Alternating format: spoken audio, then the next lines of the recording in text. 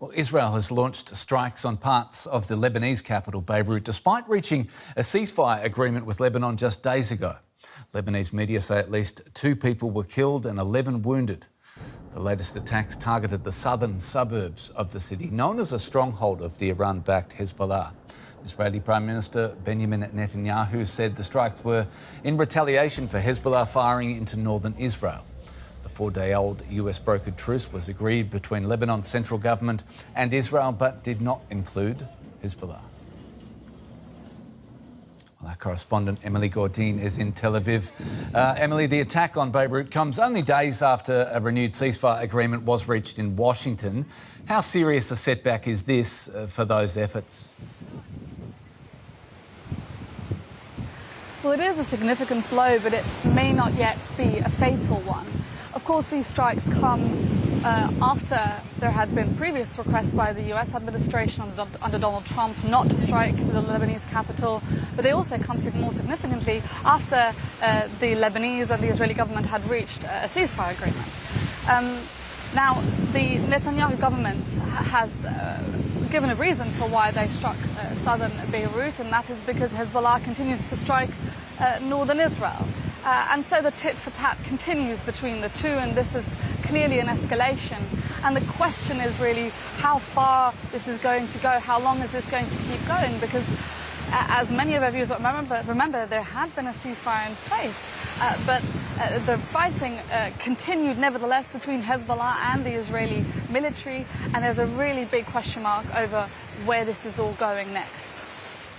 Yeah, you lead me to that question. Are we looking at another brief exchange of fire, or is there concern now, genuine concern, that Israel and Hezbollah could be sliding back toward a wider confrontation?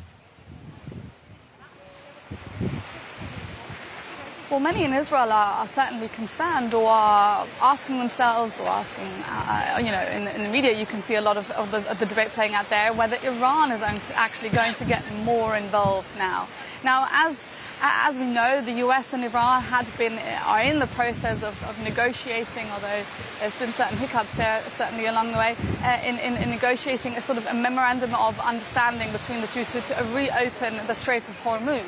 Now, Donald Trump has said in an interview with NBC that was recorded on Friday already, but that was published today, that Lebanon was not part of that MOU, nor was the unfreezing of assets for the Iranian government.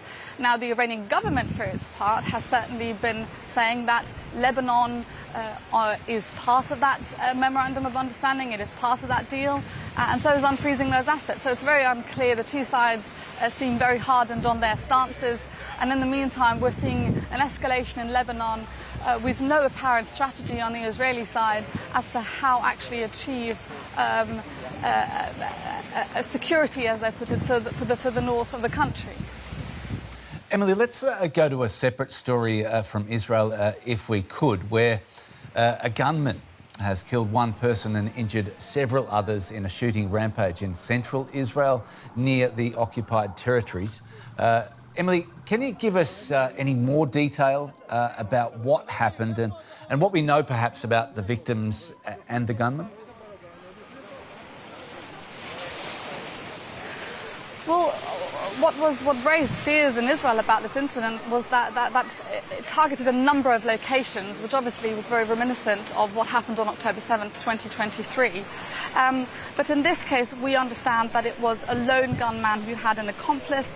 Police killed the attacker and later arrested a second suspect, also from Taibe in the occupied West Bank.